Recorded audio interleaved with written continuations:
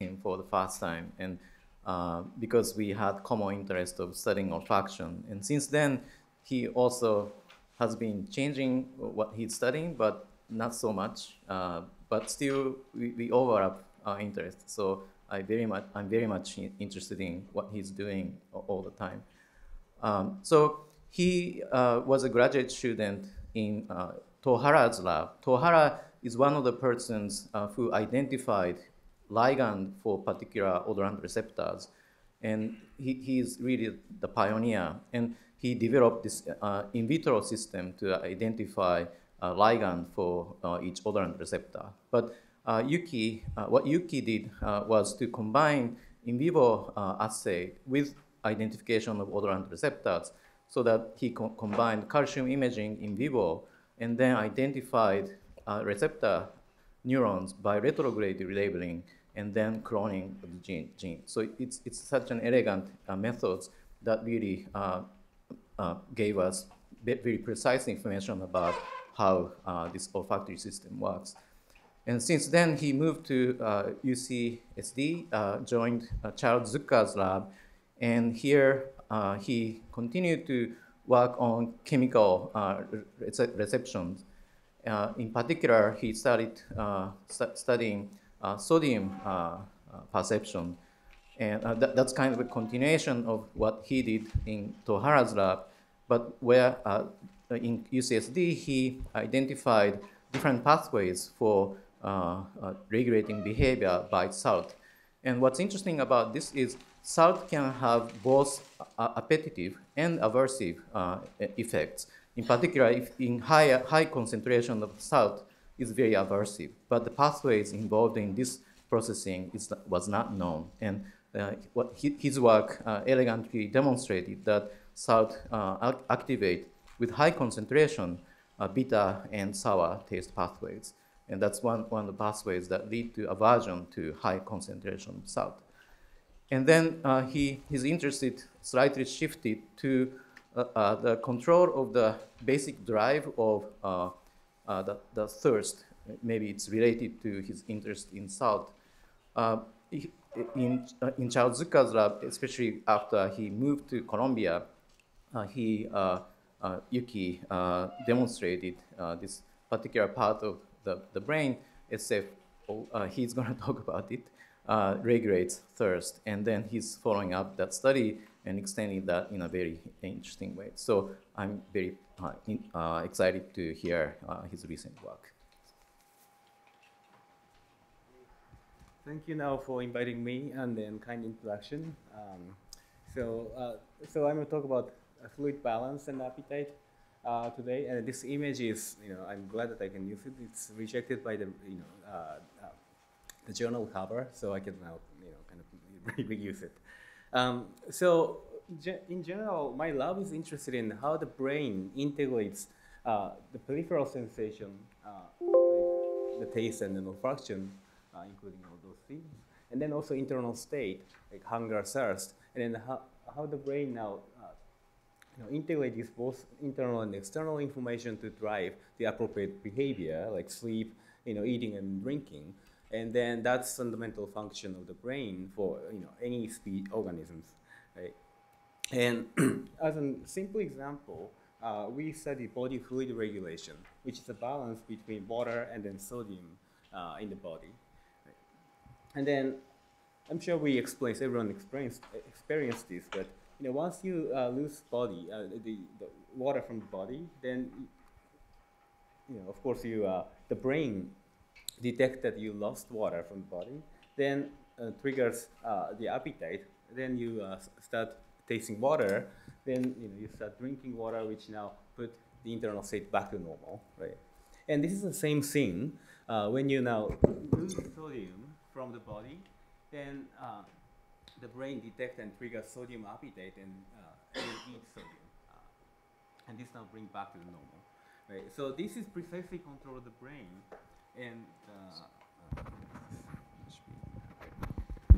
And we have been working on, as now introduced, we have been working on the peripheral detection of sodium, and then recently some hint for water detection in the mammalian system.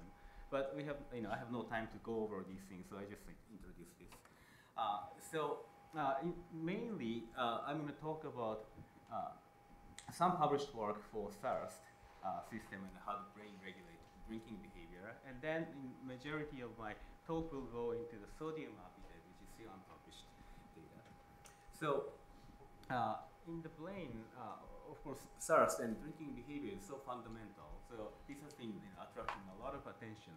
So people are looking at which brain region is involved in drinking behavior or feeling of thirst. And then initially people used now the CFOS, which is a neuroactivity marker using immunohistochemistry. Like these black dots indicate activated neurons. So before and then after water deprivation. Right? Then you can see which brain region roughly are involved in thirst. Then these studies now result in a lot of, I would say, more than a dozen of brain regions activated by thirst or dehydration. But of course, in individual regions are involved in many different things, right? Like stress, or maybe you feel discomfort, and everything is encoded by individual brain region. So, sort of the functional sufficiency and necessity of each individual brain region for thirst, it was really not known until recently. And so in particular, these studies, like classical study, found that the one brain region that's called lamina terminalis, which is a sheet-like structure here, and then this sheet-like structure is particularly important for drinking behavior. And then this structure has at least three nuclei: subphonical organ, SFO, and then medial preoptic area, MNPO, and then the bottom, the most ventral organ of lamina terminalis, and OVLT. So SFO and an OVLT are kind of particularly interesting because these are lacking the normal blood-brain barrier. Right? So the internal state can be directly sensed by these two organs. And the MNPO is behind the blood-brain barrier. Right? So the people thought that maybe this intermingle, so the middle nucleus might integrate information from other nuclei to send information to the downstream brain region, but that has not been really shown. Right? So to look into more genetically defined population in the brain, we took the genetic tools, or like optogenetic tools and the chemogenetic tools that recently developed. I don't probably have to talk about this in detail, but then we found that in the subphonical organ, there are at least two types of neuron that's controlling thirst. One is thirst-on neuron that we call ETB1, or nNOS expressing neuron that's shown in red, or thirst-off neurons shown in green, that's inhibitory population. Right? So we call on and off is because we can now immediately create the feeling of thirst when you stimulate on neurons. So here's the sated animals. Then when you stimulate the SFO on neurons, now animal can now start just run to the spot and start drinking. And now this is the opposite case. This is water deprived extensively. So when you just put in the cage with water spout here, then animals start drinking water now. But if you stimulate off cells, then animal just stop drinking, and then as if he's not thirsty anymore, and then just walks away. So here is sort of quantification, during the light. So you can now drive thirst within like 1 second of light stimulation or activation of neurons. And then when you stop stimulation, it quickly turns off the behavior. And then this is very specific for water. And then if you provide, any other liquid like oil or PEG, then they wouldn't really drink. Right? It's not automatic reflex, but they think about water and then they go for it. And the infusion is the same. If you stimulate the off neurons in thirsty animals, it was specifically reducing the water intake, but didn't affect other intake, like sodium or sucrose. Right? So this was published right after I moved to Caltech in 2015. Then we extended this analysis just from the SFO, which is one of these three nuclei, to the entire lamina terminalis. And it turned out that this, the molecular marker for SIRS neurons were kind of equal. So in this case, I'm showing you N-NOS staining, which is in green, in sated animal and water-deprived animals, and then the red are activated cells under SIRS, or dehydration. And then MNPO and then OVLT, they all are positive for NNOS, and then for those activated neurons are all NNOS positive. So interestingly, these three neurons, the SIRS neurons are all NNOS. And then if you stimulate NNOS positive neuron in MNPO or OVLT with optogenetics here, then, so here is a light off and a light on, then you can clearly see robust drinking from OVLT or MNPO. So it doesn't really matter, SFO, MNPO, OVLT, if you stimulate any of these nuclei, then animal drink, right? So, so they are functionally sufficient to drive drinking, right? So we next ask question about this question, right? So if they are functionally sufficient, potentially there are two models. Maybe drinking is induced in parallel by these three nuclei individually, or potentially, as hypothesizing maybe 20 years ago, potentially two population from the SFO and the OVLT might be integrated into the MNPO, then drives drinking behavior. So my excellent graduate student Vinny Augustine tackled this question using loss of function and neuroepistasis analysis. So epistasis analysis, so I mean epistasis analysis is that, so he now did loss of function of one of, for example, MNPO out of these three, and then he stimulated the SFO, and he did all combination. He ablated one and then activated one, or he ablated two and then activated one. So in this case, he, for example, ablated MNPO or OVLT, which are downstream of the SFO, and then stimulated the SFO, right, the upstream.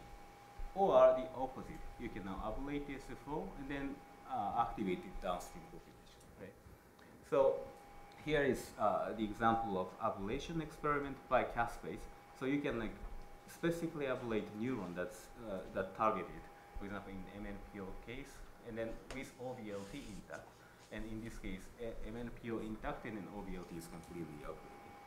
So what we found is that only when you ablate MNPO, which is in the middle, then you see huge drop in drinking behavior, right? And then if you ablate OVLT, which is another downstream population of the SFO, then this is not really effective, right? So the opposite way, if you now ablate SFO and an OVLT both, and then stimulate the MNPO, then you see a huge drinking still, right? So functionally then, the SFO and the OVLT are really not necessary to trigger drinking behavior induced by MNPO. But the opposite is not true, right? If you stimulate SFO, but it requires the functional MNPO to trigger behavior, right? So from these experiments, we can conclude that MNPO is now sort of integrating center of the lamina terminalis to drive SIRS. And we also did satiation analysis too. So satiation, once you start eating or drinking, then you have to stop in appropriate time, right? So, for example, in the SIRS case, if you start drinking a water bottle after exercising or whatever, then and then when you finish one bottle, then probably you feel satiated. Right? You're just completely satisfied, right? But the body is really not rehydrated yet, because it takes normally 15 to 30 minutes to get rehydrated in the body, right? And this was, of course, known for 30 years. So, the previous study have proposed some models that the satiation or satisfaction of SIRS is coming from multiple regions. One is oropharyngeal, it's in the throat, that drinking itself can provide satiation, and then maybe gastrointestinal osmolarity change might be one factor, and then finally absorption factor into the blood, which now bring the internal state back to normal. Right? So there are a couple of signals for proposed. And then, of course, in the brain too, it was really known. So this is the vasopressin level from the brain. So here is the start of drinking, and then so once animals start drinking, so here's the osmolarity of the blood. So the blood osmolarity really doesn't drop until 15 minutes or so, as I said, right? But the vasopressin level, which is sort of an indicator of the brain activity under thirst, drops drastically after 1 minute, right? So the brain somehow know that you already drank water, and then you're going to be rehydrated. And then recent beautiful work by UCSF and then Stanford group also demonstrate that drinking water suppresses the thirst neuron in the SF4 lamina terminalis directly. So here is the calcium recording, and then here is the activity of the SF4 thirst neurons in the blood. So as soon as animals start drinking, then the activity drops. Right? And so that well explains the well-known phenomena that brain somehow knows that animals are drinking water. Right? So, but unfortunately, this is like great explanation, but the neural basis, how this is happening, and then how this quick suppression or modulation happens was completely unknown.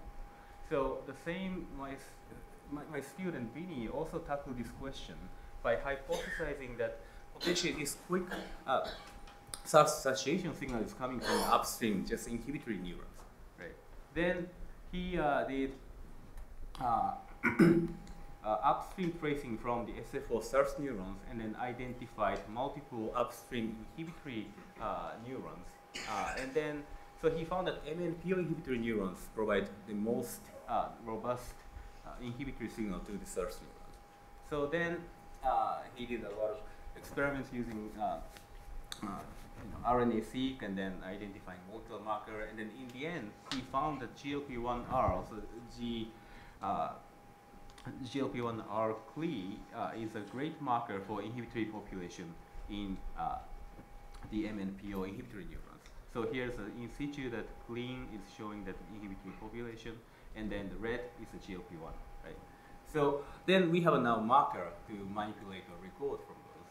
So he now employed calcium recording using photometry. This is sort of a group, the recording from the one group of neuron expressing GLP-1R, and then he now stick the fiber into the MNPO, and then recorded the activity in behaving animal. So here is the calcium GCAMP activity here in red, and then the bottom is a drinking activity, the leaking rate. Right? So as you can see here, as soon as animals start leaking, then these neurons are activated, and then this is well correlated to the leaking behavior here. So when animals stop leaking here in this peak, then the activity immediately goes down. And the surprising part was this. So these neurons were really not activated only by water. And so whatever that liquid, like saline or like silicone oil even, right, can stimulate these neurons. And then also food in hunger state, if you give peanut butter, which is solid, it doesn't activate these neurons. But if you provide sucrose solution that's liquid, then these MNP or GLP-1 neurons are activated, right? So we are kind of confused, but it turned out that we found sort of a gulping or liquid sensor that's specifically responding to liquid, which now suppress the thirst neurons. So if this is liquid, then we tested one more experiment, right? So we provided water in two different forms. One is water, like liquid water, which animal can drink, right? And then in here, animal has to eat. This is the hydrogel. That's a 98% water and then 2% some chloride. Right? So, but the only difference is that they have to eat and they can drink here.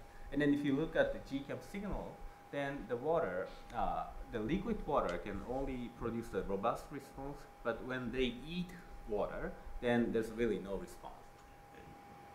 So, and so it's like it became clear that these neurons are kind of sensing the liquid gulping. And if this is important for liquid gulping, then of course functional manipulation should have effect for drinking behavior or water intake, right? So we did this experiment to gain a function.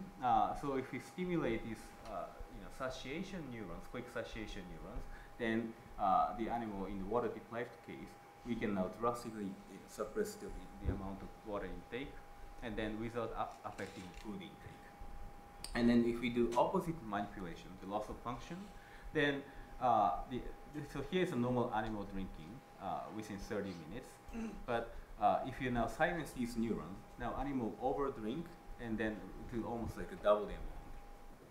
So it looks like these neurons are important for appropriate amount of water drinking, and then potentially encoding sort of fluid gulping in the throat area. But of course, this is not the only factor that provides satiation, because here I'm showing you the blue trace, which is a thirst neuron, and then the red trace is from the satiation with MLP or GLP-1 population, right? If you provide, if you look at the trace here, when animal drinks saline, then the MLP or GLP-1 goes up, and then SFO goes down, right? And then silicon O2. It's nicely mirroring each other. But in water case, there's clearly additional signal from the gut that provides extended, persistent inhibitory signals, right? So in water case, there's definitely additional signaling that provides quick satiation. And then clearly we don't know what in the brain, neural circuit that mediates this, gut sensation. But here's a diagram. Once SFO is activated, that goes to MNPO and then trigger drinking. And then if it's liquid, then it activates one inhibitory population that drives inhibition. And then if it's now low osmolality water, fluid, like water, then it triggers additional inhibitory mechanism or satiation mechanism to persistently inhibit thirst neurons. Right? Then that sort of adjusts the amount of water or liquid that we intake, and then this kind of prevents overeating, over drinking behavior after thirst. So, so far I have been talking about just only thirst part, and then I have been working on this peripheral sensation of sodium and then the water. So I'd like to talk a little bit about sodium appetite in the brain. And sodium appetite is, when you lose sodium, now you develop strong motivational state to intake sodium. So this is probably not as familiar with as thirst or drinking water, but here is really often observed in the wild. So here is the cow licking sodium rock salt, and then here's the parrots eating high sodium contents prey. Right. So this is to gain sodium for their the basic metabolism, right? And this behavior is really well common for many species, and then and of course in humans it exists, right? And then sodium appetite was first demonstrated by Richter in the 1930s in the adrenal-maximized animal. So this adrenal gland is important for hormonal secretion like aldosterone and those things. And then if you now remove this gland, then you lose aldosterone secretion. And here, this point is the adrenal-maximizing here. And then, so this solid line is sodium water, and then this is a pure water, right? So the intake of sodium water goes quickly up once the adrenal gland is now removed, right? So this is the first demonstration that potentially hormones are involved in sodium appetite. And there's critical difference between water deprivation and sodium deprivation in the body, and what changes in the body, right? So in the water deprived case, there's osmolarity change in the blood, and then also sodium concentration goes up because you lose water, right? But in sodium deprived or depleted case, it's very different. The osmolarity stays the same, and then sodium concentration stays the same in the blood. That's because of the kidney function. Right? Kidney can retain sodium amount in the blood. But instead, now angiotensin or aldosterone, those hormone goes up, and then brain now detects those changes of hormones. Right? So now, this physiological change has been known for a long time, right? So people looked for, what is now aldosterone, angiotensin, responsive cells or neurons in the brain, right? This has been, extensively searched in the past, like 10 years or so. And one of the neurons, that HSC2 neurons, this is the aldosterone, metabolizing enzyme. So aldosterone normally binds to, mineralocorticoid receptor. And then HSC2 works in here because in the brain, this receptor is generally inhibited by cortisol. And then if HSC2 exists, then HSC2 now removes this antagonist, and then now the neurons are now responsive to aldosterone, right? So the HSC2 expressing neurons are now sensitive to aldosterone. And these neurons actually exist in the NTS, small region of NTS, and then these neurons are already found like 10 years ago, almost 10 years ago, by Geerings and his colleagues. And these HSC neurons are actually activated under sodium depleted condition. If you look at red CFOS activation pattern and then normal sated animals, and these are strongly activated. So, and then recently, of course, using channel-rhodopsin and then chemogenetic activation techniques, people, of course, try to activate these HSC2 neurons and then see if there's sodium appetite triggered by that, right? So then the results are kind of interesting. This is a great work by Richard Palmiter and then Brad Roweslav. And so here, this is the first expectation, right? If you stimulate HSC2 neurons by chemogenetics, now you see huge increase in sodium appetite, but in a dark cycle, right? And then if you do the same experiment in light cycle in the day, then there's really no sodium appetite. But if you now combine that with thirst, if you now make animal thirst and then stimulate this HSC2 neurons, then animals start eating more sodium. So it's a bit complicated because you have to be thirst to drink or eat sodium, or it has to be dark cycle, which is more active state for mice, right? So this is a bit confusing. And then of course water and then sodium appetite are clearly closely linked together. So this is a great indication and a great work, but it's still how the sodium craving or sodium intake is control was still not fully understood. So instead of just looking at the sensory region, we looked at its downstream population. It's a pre-locus coeruleus. And the pre-locus coeruleus is an interesting structure because it's integrating the interoceptive information from the NTS and then also from the forebrain structure that's the SFO or lamina terminalis. And then this is also activated by sodium depleted condition. So we kind of looked at, focus on this small brain region and then try to identify the function for sodium appetite. So just for behavior paradigm, just to explain it. So for thirst, we it's very simple. We took the water bottle out and then just tested in one day. And the animals are extremely thirsty. Right? In the sodium appetite case, we experimentally created sodium depleted condition by inducing furosemide, which is a diuretic chemical, and then you lose sodium and water both. Right? Then at the same time, you put water back to the cage without sodium. So now animal just only lose sodium. And if we do that, animals develop strong appetite for sodium in sodium depleted case, and then water appetite for thirst case, right? And Sanjun Lee, another student in my lab, worked on this project. And in this pre-LC lesion, just like expected, which is also shown in maybe 10 years ago, that compared to control or water-deprived condition, then only sodium-deprived condition activates strongly the neurons in this small region. And so here's a pre-LC. But we need, a genetic marker to manipulate or record from these neurons. So interestingly, these neurons are all excitatory population that are activated by sodium depletion. So here's showing red, and then here's the excitatory neurons. But excitatory neurons are all, C4 positive neurons are all excitatory neurons here, almost all. But opposite was, not true, right? Like almost half of the excitatory neurons were C4 positive.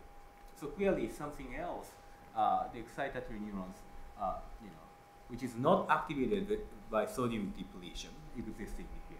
So we needed cleaner genetic marker for specific manipulation.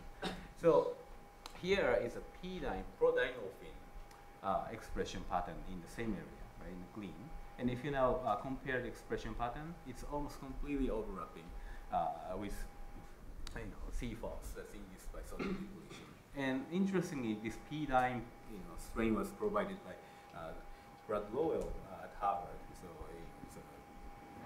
it's encouraging also about that. And so we have now genetic marker to manipulate this population. So we went ahead and then activated these neurons and then look at the sodium consumption and along with other consumption here.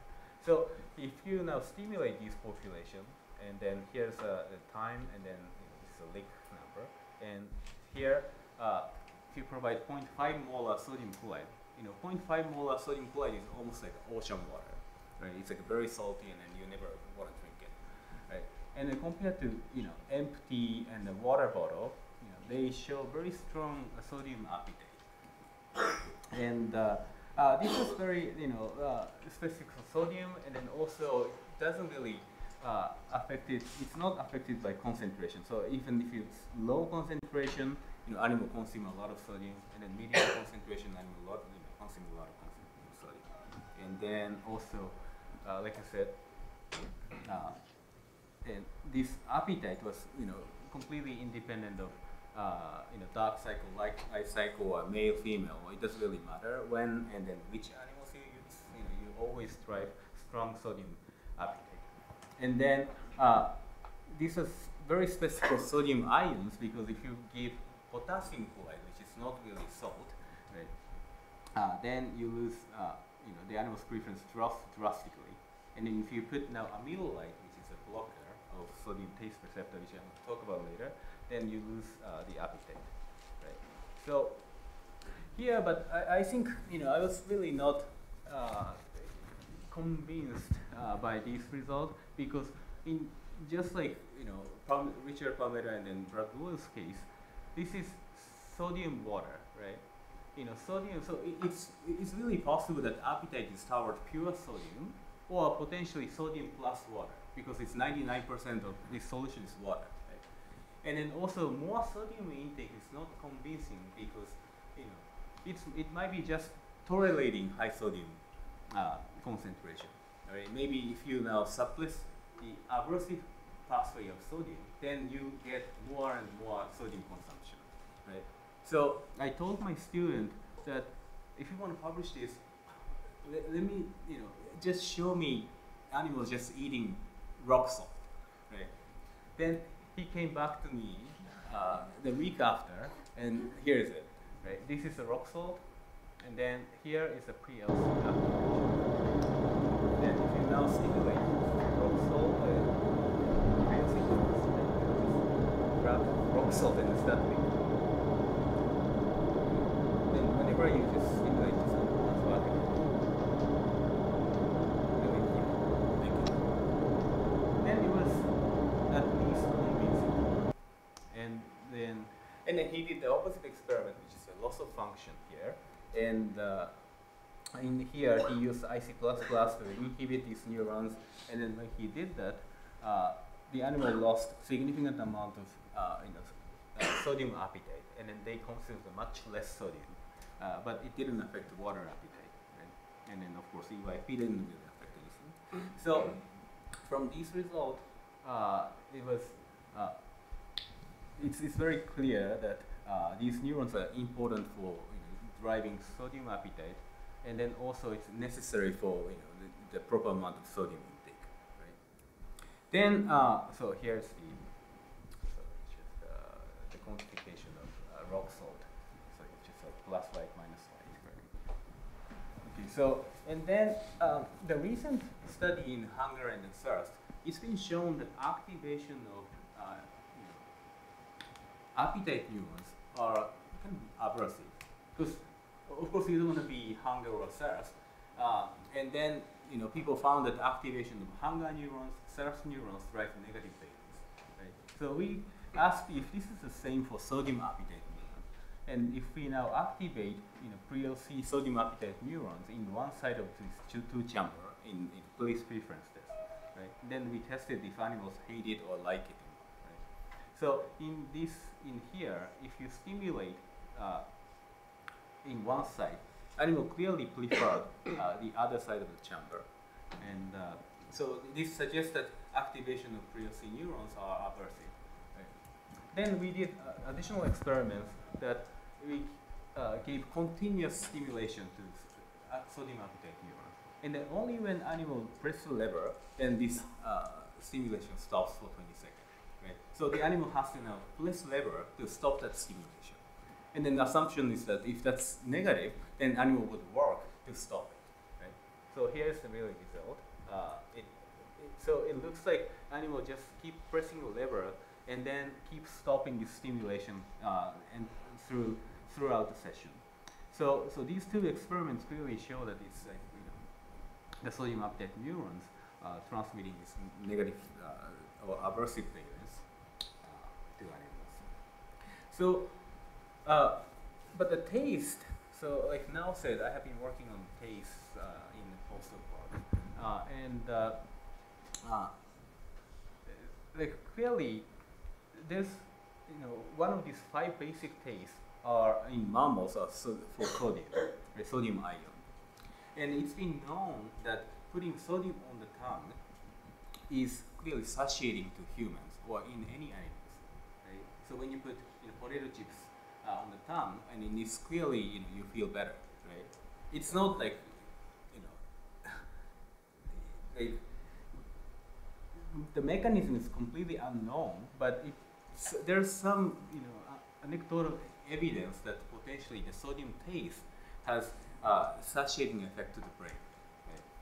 And then when we studied the sodium has clearly 2 pathways, attractive pathway, which is very specific for sodium, and then aversive pathway. This is very general for many salt, potassium chloride, magnesium chloride, whatever it is, that's non-sodium or high concentration are aversive.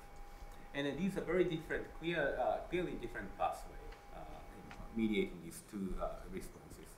And then attractive pathway in particular has very strong sensitivity to one chemical, which is amyloid. If you put amyloid, you can completely block the attractive sodium responses. So taking advantage of this pharmacological knowledge in the field, we tested if the sodium taste might have effect in the sodium appetite neurons, and then we tried to look at the connection or interaction between them. So here is the recording from the sodium appetite neurons here, and in the fiber photometry. And then this red shows calcium GCAM signal, and then this is a GFP control signal. So whenever animals start eating sodium, then this signal drops very quickly, even before sodium goes to the stomach or in the gut. Right here the first leak, and then after a few seconds, the activity of this sodium appetite neuron drops drastically. And then this is also irrelevant to the concentration of sodium, because high, medium, and low concentration, which activates sodium taste receptor, has all inhibitory effect. Right? And so this is sort of a model that we predicted. Sodium taste from the tongue might directly means like, of course it's not direct monosynaptic inhibition, but has the modulation signal, provide modulation signal to the brain that to the sodium appetite neurons. And then if this is true, there are some criteria has been met. This inhibition should be selective for sodium chloride. And then if this is taste, then oral detection should mediate this satiation, right? And then also sodium taste should now drive satiation in behavior. So these three criteria have to be met. First thing, sodium specificity. So this is the data from the sodium and then also potassium chloride. And then we are recording from sodium appetite neurons. Right? So if you put the potassium chloride in the water bottle, then animal clearly leak a little bit. But there's really no effect in terms of modulation. The sodium appetite really didn't drop, right, compared to sodium. And then this is really true for the amyloid experiments too. If you block sodium taste receptor by amyloid in the red, then this huge modulation now is gone. So this clearly shows that now sodium, so these are sodium specific and then most likely mediated by sodium taste receptor and on the top. And the interesting part is this.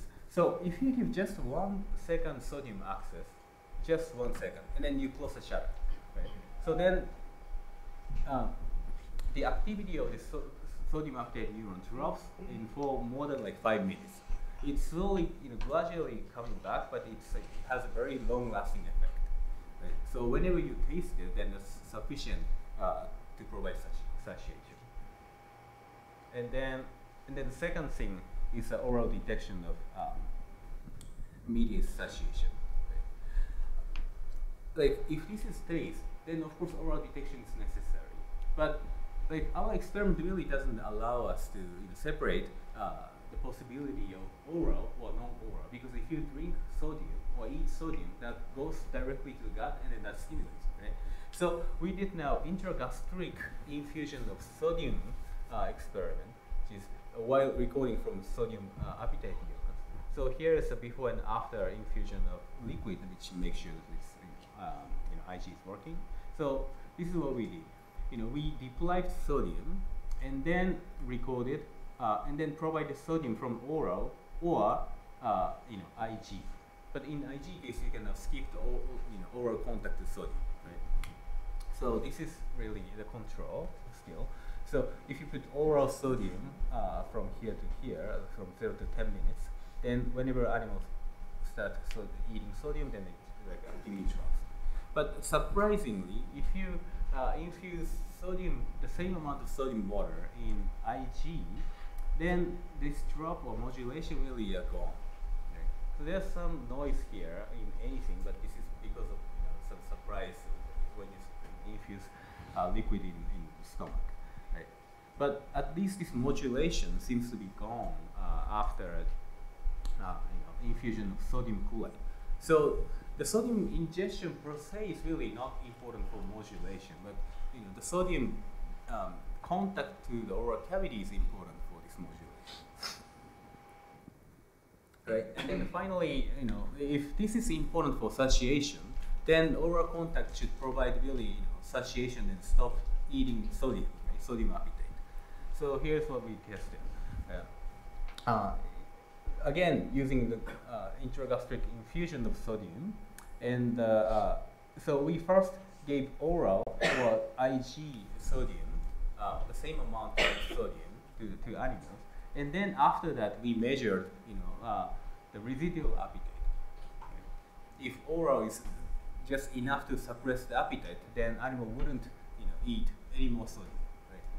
So here is the first control: water and then food.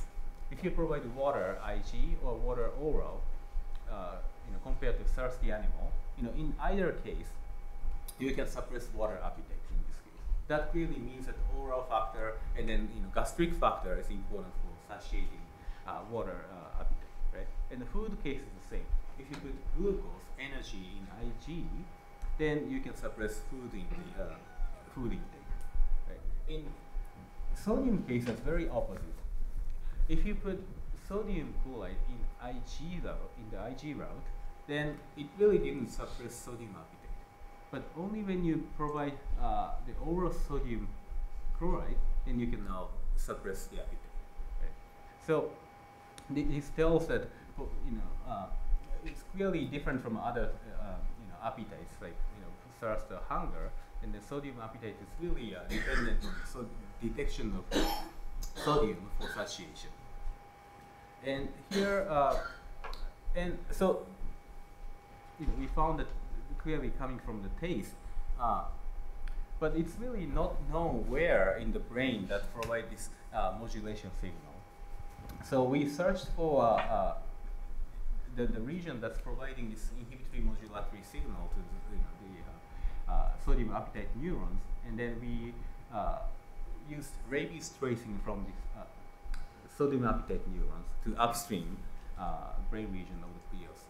So we used now rabies to trace upstream neurons, and then we found several different brain regions that's providing inhibitory input to the PLC.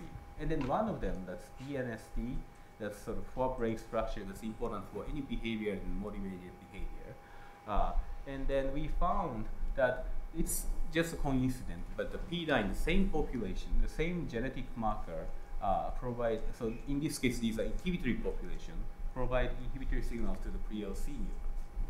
Then we now can record from these BNST neurons that only project to the PLC. Now we we label these BNST neurons from the PLC by retrovirus, and then activate express the GCAM in these BNST neurons, and then record it using photometry. So here, when animal leaks sodium, then these neurons are strongly activated, and then this activation was robustly inhibited by the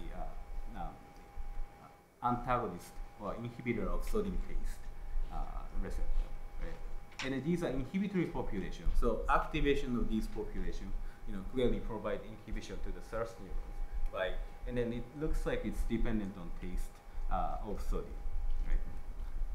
So in summary, it looks like the thirst and the sodium appetite are receiving modulatory input from the periphery. And then it's a very different system. So in the thirst case, once SFO is activated, and it activates, it drives drinking action, which now activate the MNPO, and then that triggers inhibitory input. And then the gut osmolarity change also send inhibitory input to the thirst neurons. And in the sodium appetite case, it's very different. There's no really drinking action of those osmolarity changes. It looks like sodium taste on the tongue seems to be the sole, well, at least major factor that drives the immediate modulation that's probably means satiation. And so these are kind of interesting two systems that has very different modulation system within the rapid time window, even before the systemic rehydration, systemic sodium recovery. Right? So I think so with these we have found that sodium appetite neurons, together with recent great finding, and then we can now add one piece of data to this sodium appetite circuit in the brain. And in the end, I'd like to thank my lab member. So mainly, I talked about Vinnie Augustine and Sanjun Lee's work, the two great students at Caltech, and then I'd like to thank my funding source. And thank you.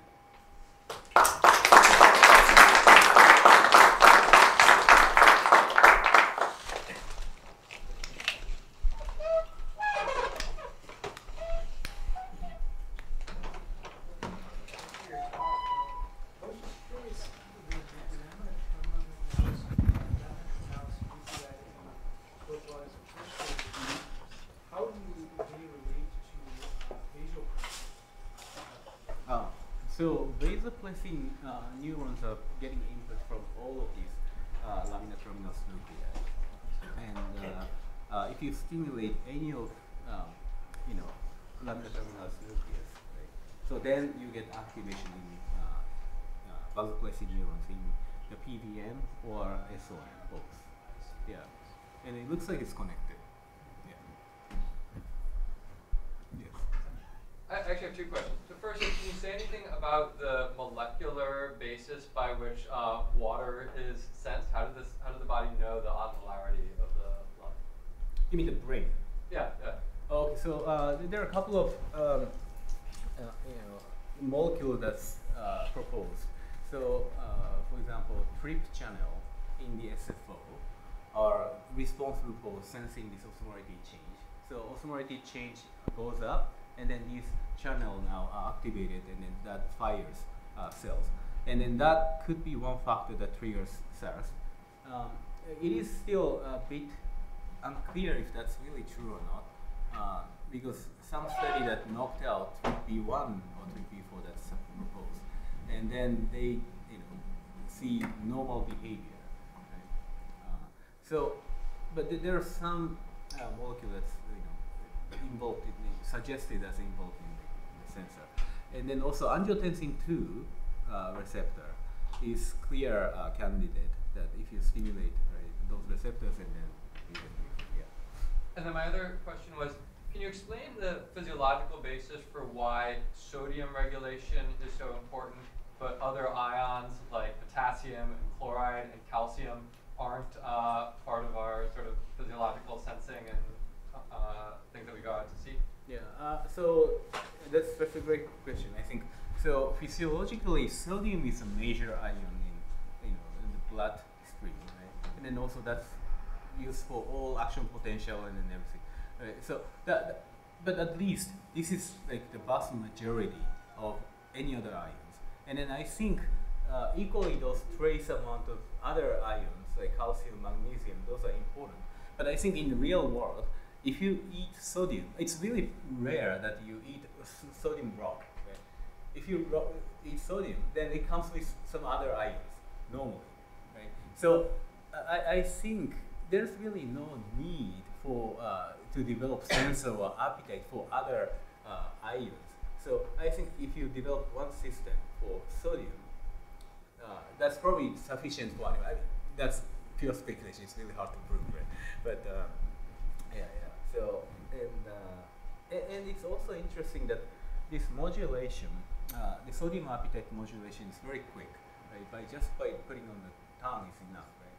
And then that's also probably because the body need for water and the sodium. So the water you need like 2 ml of water for mice, right, per day. And then for sodium, you need just 1 milligram per day, right? So if you like taste on the tongue, you're getting already enough sodium amount, right? So there's no need for brain to produce more, right? As opposed to water case, you have to gulp down and then gut, right? If you do that for sodium, then you're eating too much sodium. So I think somehow the brain has evolved or adjusted the satiation mechanism, to meet the need. I guess that's my. So cows and goats often leak salt very long time, but the effect you saw was quite quick. Yeah, that's right. Do you know why in the wild they keep leaking salt from? So I think that's a great question. So like quenching of appetite neurons doesn't mean that you immediately stop the behavior potentially. Right? So I think so the answer is we don't know. That's the short answer, because in those animals maybe the satiation mechanism might be different, right? But I can speculate that whenever the sodium appetite neurons are quenched, it's quick, but the behavior might stay a little longer because animal has to realize that this is no longer sort of good taste, right? So they just have to go a couple seconds more, 10 seconds more. I'm not sure how much, but that's probably one of the reasons why you keep leaking even after sodium taste. But the mechanism why animals just go back several times is really not known yet. So I have a question that related to the question that Adam asked. You mentioned there's a couple of candidates for the receptors that are actually detecting the ordinarity. Mhm. So do all the nuclei of the lamina terminalis, do you think, use the same mechanism? If you has anyone genetically profiled them to see if the angiotensin receptor or the receptors are in all of them, or do you Yeah. think they're detecting different things? So at least angiotensin 2, they detect equally in the SF4 and then also OVLT2. So we did RNA-seq 2, and then angiotensin 2 is clearly expressed in cells on neurons. Okay. So it's very clear that they are detecting sodium angiotensin 2 through angiotensin receptor. And other channels are still a bit controversial.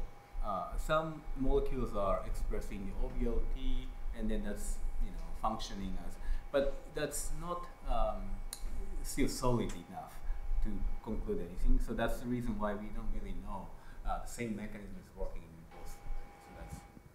A follow-up question: is it known what the developmental origin of the lamina terminalis is? Are all the nuclei of the lamina terminalis, do they have the same developmental origin? Are they developmental? That part we don't know yet, but they seem to share a lot of common genetic markers. Right? For example, nNOS. nNOS is generally inhibitory marker in the cortex, right? But it turns out to be excitatory marker in the lamina terminalis. And then GLP-1R, I didn't really show data, but GLP-1R are inhibitory population marker in the NLPO. But it turned out that it's also a marker for SF4 inhibitory neurons. So it seems that they are like sharing a lot of. So my guess is that probably they share the same origin. Related to the previous question in the front row, seems like there are some species that really specifically seek out and consume sodium, like Mhm. parrots and the Yeah, yeah. showed. Are rodents more like one of those species? Like if you put just rock salt, no optogenetic manipulation Mhm. in the cage, will the mice use that as a source of sodium? Yeah, if you deprive sodium from those animals experimentally, then they would do. Yeah, they would. Yeah. Do you think out in the wild, Out in the go wild. and seek sodium like the parrots? I don't think so. So like the house mouse, right? Those they would probably meet that kind of severe situation that they have to mix sodium. So I guess they wouldn't in natural life. Yeah, I don't think they would do that. But they could do under experimental conditions. So I agree that they don't have to do that. Right? Do you think the taste sensitivity itself to salt it changed its satiety and thirsty change? You're talking about the concentration of sodium Yes. changes the satiation level. Yeah, so we saw higher concentration satiates a bit more in terms of the neural activity level. And as I said, that's a bit confusing because if you provide higher concentration of sodium, then that makes animals thirsty, right? Then that thirst signal might give feedback to the sodium uptake neurons. But that we don't know. But if you only look at sodium uptake neurons, there is a concentration dependency a little bit. So low concentration satiate less. I wanted to know whether there's a modulation mechanism in the tongue. Oh, on the tongue. Oh, that's a good question. Modulation mechanism. So after sodium deprivation, it is possible, but I don't think that's a major factor because in our experiments, if you stimulate sodium appetite neurons, then you can, like, within 1 second, you can drive sodium appetite, right? So if the modulation on the tongue is required, then they wouldn't do that. It requires long time, right? So I think that could be happening, but I don't think that's a major factor. Yeah. I thought your experiments where you applied sodium to the tongue versus the stomach Mhm. were very interesting. In kind of thinking about how the body senses distinctly from these two sort of areas. Yeah. I recall some study that was done recently where a group looked at athletic performance Mhm. in humans, Yeah. and they found that if the humans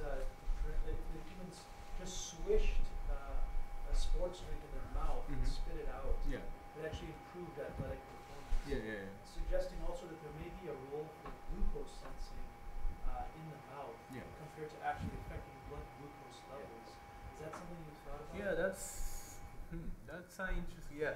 So, I mean, it's not from my lab, but I think in the field, the hunger neurons, right? So they seem to be responding to peripheral cues too, right? So if glucose on the tongue, just the sight of food, that modulates hunger neurons, and then modulation of those neurons also changes the gene expression in the body.